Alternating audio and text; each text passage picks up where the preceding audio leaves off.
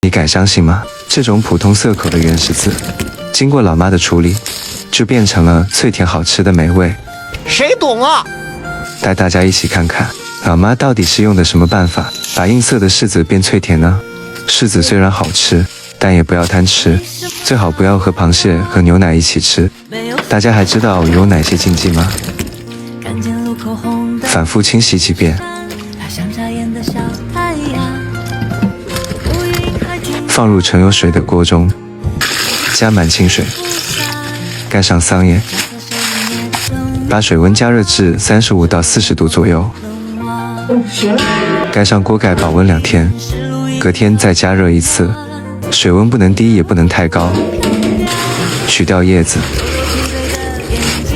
然后盛出控干水分。就是这样简单，脆甜可口的柿子就做好了。